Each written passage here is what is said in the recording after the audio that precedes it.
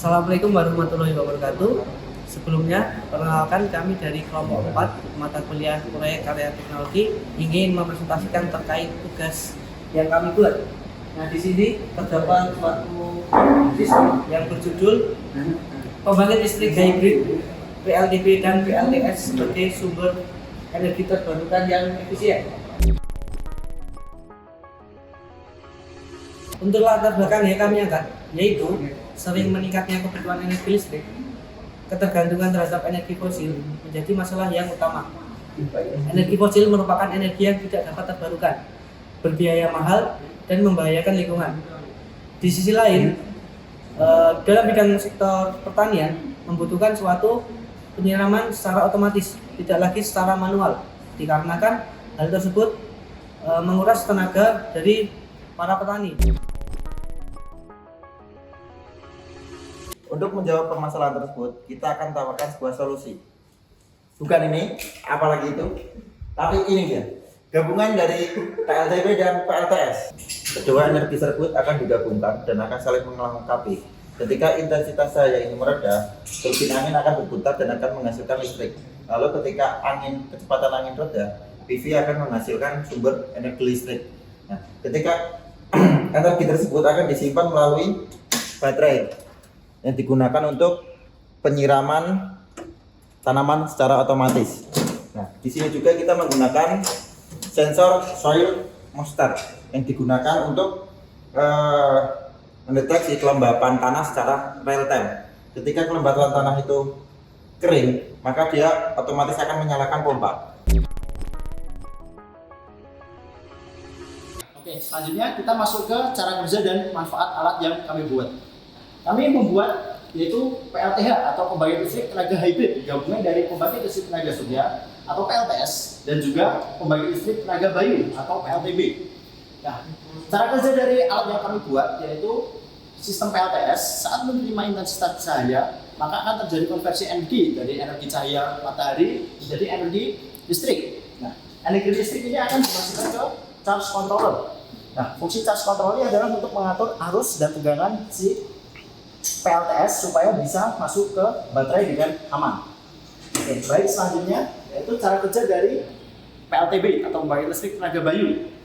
Nah, di sini terdapat dua konversi energi. Yang pertama yaitu energi kinetik dari angin, itu dikonversi menjadi energi mekanik atau putaran. Nah, energi mekanik di sini akan dikonversi menjadi energi listrik, yang itu dari generator.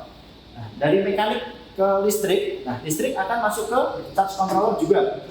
Nah, charge controller ini sama seperti PLTS tadi, berfungsi untuk mengontrol arus dan tegangan supaya bisa di-charge dengan aman dan baik. Selanjutnya, di sini terdapat sensor soil moisture. Sensor soil moisture ini berfungsi untuk mendeteksi kelembapan tanah supaya dapat menghidupkan pompa secara otomatis. Prinsip kerjanya beri set point pada 50% kelembapan tanah. Jadi saat di bawah kelembapan 50%, maka pompa akan menyala seperti ini karena sensor dalam posisi kering. Nah, saat sensor dalam posisi basah, maka pompa air akan mati dengan sendirinya.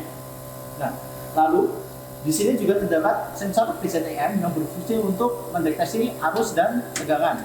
Nah, seluruh sistem ini dapat kita lihat pada monitor yang ada di depan. Fungsi LCD yang kami gunakan di sini berfungsi sebagai monitoring seluruh sistem yang kami buat, mulai dari pengaturan pompa, kelembapan tanah, tegangan dan arus PV maupun dari PLTB.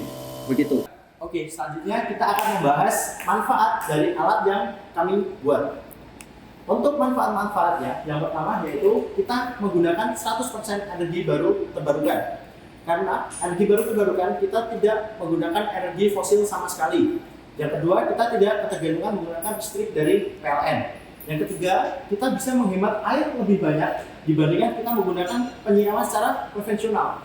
Karena kita menggunakan sistem penyiraman secara otomatis berdasarkan sensor kelembapan tanah. Yang kelima, alat ini sangat cocok diterapkan pada area pertanian yang sulit terjangkau oleh listrik PLN. Karena alat yang kami buat ini merupakan listrik energi baru terbarukan yang memanfaatkan energi dari alam sehingga tidak memerlukan energi listrik dari PLN.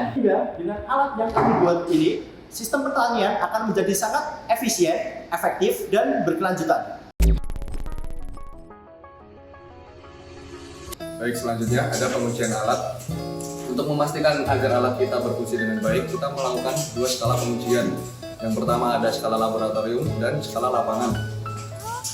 Terus yang diujikan pada alat kita ini ada panel surya, turbin angin, kelembapan, dan pompanya. Kita menjelaskan pada bagian lapangan dulu.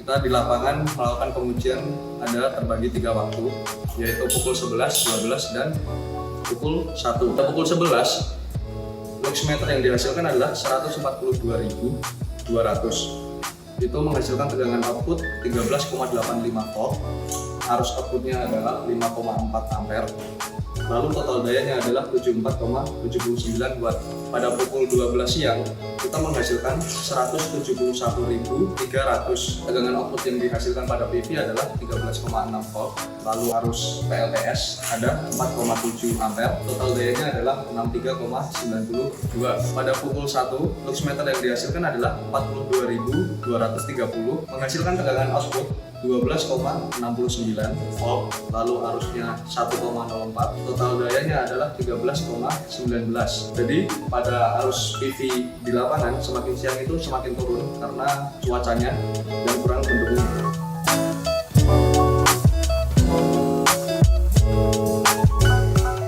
Lalu pada output PLTB pada pukul 11 dulu, itu kita menghasilkan angin 4,2 ms. Tegangan output yang dihasilkan adalah 9 volt, lalu arusnya adalah 0,4 ampere. Total daya yang dihasilkan 3,6 watt. Pada pukul 12, kecepatan angin bertambah menjadi 6,31 ms, menghasilkan tegangan output 9,8, arus outputnya 0,53 ampere. Total daya adalah 5,19.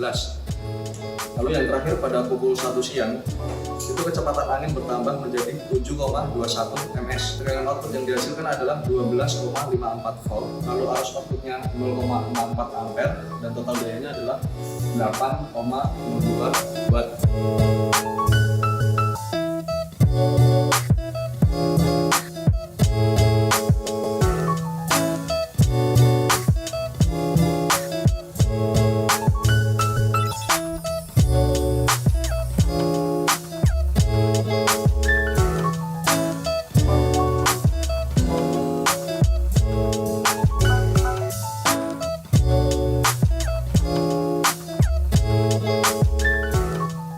Itu yang bisa kita paparkan kepada kelompok kami, alat kelompok kami, yaitu PLTH. Kurang lebihnya mohon maaf apabila ada salah kata. Wassalamualaikum warahmatullahi wabarakatuh.